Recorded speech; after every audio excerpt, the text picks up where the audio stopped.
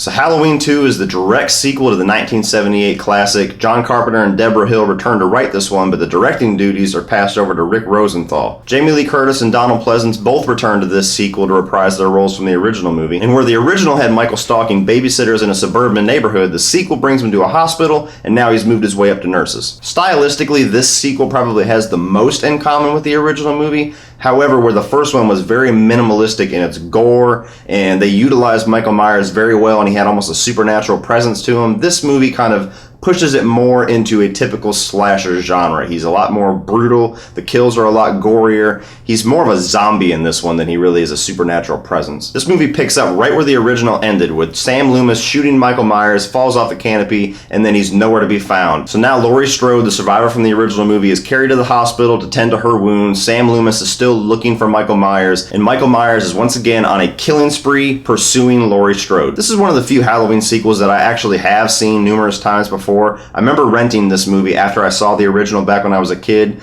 and I've probably seen it twice since then, and I've never been a fan of this movie. And even when rewatching it now, just a couple days ago, I still am not a fan of this movie. It's very boring to me. A lot of what made the original so engaging and so scary and so classic is missing here. Laurie Strode is kind of pushed off to being a side character in this. She's really just an after effect of the first movie. All the other side characters aren't nearly as well acted. They're not nearly as fun to be around. Sam Loomis's story and his motivation in this movie is kind of repetitive from the first one. And the main thing that this sequel is known for is this is the one that creates the whole lore of Laurie Strode actually being the long lost Myers sister and giving all of this revelation and like a Darth Vader moment. That's why Michael Myers is pursuing her, because that's his long lost sister. He wants to kill the rest of his family off. And it's not really done well here. The whole revelation takes place in a car ride between Sam Loomis and this nurse where it's all revealed, and Laurie Strode never even gets a scene where she gets to find out about it. That's what's really missing in this movie. There should have been a scene in here, and I don't know if maybe it was deleted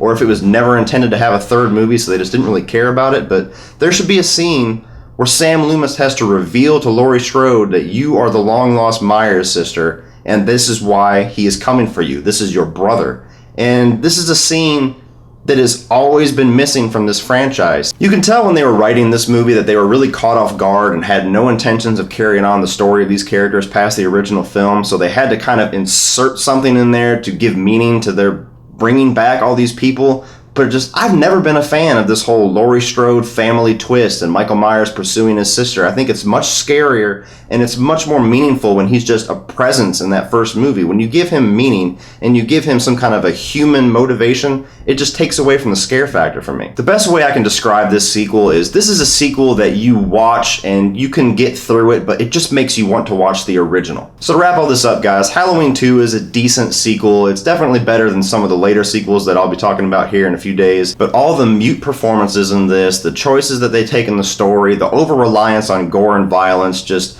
pales in comparison to how great the original was. If you're a fan of the original movie like me and you want to see these characters' story carry through, by all means watch this, but don't go out and add it to your collection. Just check it out on Netflix.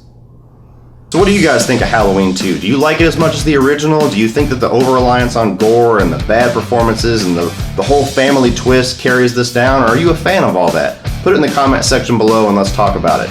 Please like and share this video and hit that subscribe button, that way you get to come back and see me next time. But if that's not soon enough to check out some more of my videos, you can check out a few more by clicking right over here.